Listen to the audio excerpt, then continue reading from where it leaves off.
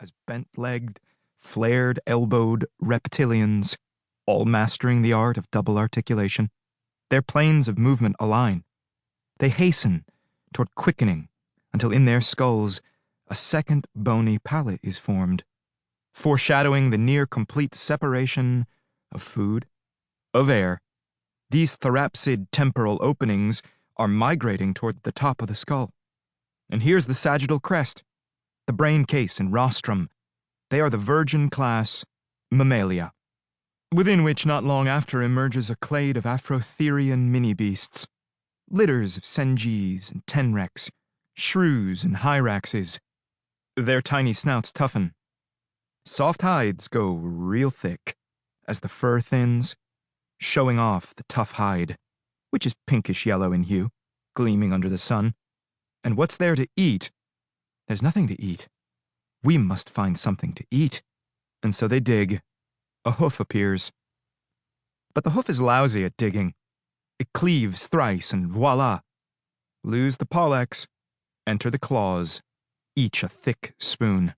Enter the ears, long, soft, and tubular. Enter the buccal snout, twice as long as a pig's, half as long as an anteater's. But it is not an anteater's. This particular snout holds 9 olfactory bulbs. Best of anybody out there on the grasslands, stampeding the hot, bitchy tundra. And after another infinity, through the parallel evolution of a far less sturdy mammal, modern man, one of whom goes by the name Sir Richard Ostlet. But what are names? And Sir Richard Ostlet assigns to them, in 1875, but what is time?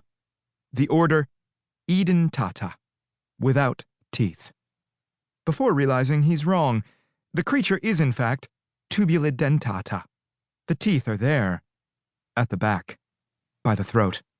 These dentine tubes, they serve the tongue, which is itself slender, protractile, and covered with a thick, viscous substance to which ants and termites, clawed up from the ground, will all, from here on out, helplessly adhere, enter erecteripus into the log. Ostlet tells his assistant as he examines the claws. That's from the Greek. Do you know what it means? The young man shakes his head. Digging-footed, says Ostlet, with the ears of a rabbit and snout like a pig. But what to call it? He begins pacing. Enter the hare pig. The ears and snout tell us they're guided by hearing and smell. No, wait. Enter the ant bear, he says. But that's still not right. He asks one of the African hunters what they call these beasts.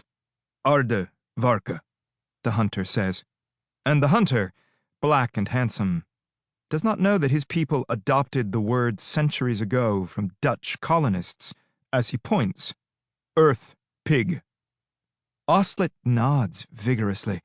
Enter the Aardvark, he says, which the young assistant, a student of his in the Department of Naturalism at the University of Edinburgh, obediently enters. Chapter 1. It is August. Congress is in recess. You are not in recess. You are running a reelection campaign for the 1st Congressional District in Virginia. Your opponent's name is Nancy Beavers, and you have made up your mind that from here on out there will be no more days off. If you are going to lose your job, it is not going to be to a woman. Not a woman named Nancy. Not a woman named Nancy fucking Beavers. So you had no intention of taking today off. But today there's a heat wave. Grids are out all over the city. Your grid is one of the ones that is out. The AC is not working. The internet is not working. The TV is not working. Nothing is working. You are not working. You are reposed upon a Victorian sofa the color of canaries that your assistant purchased for you 3 days ago at a street antique fair for $1,900, flipping through the book Images of Greatness, an intimate look at the presidency of Ronald Reagan, until you find what you're looking for. A photograph of the Gipper, reclined upon a canary-yellow velvet Victorian sofa. Important-looking papers cross his chest. You have looked at this photograph many times.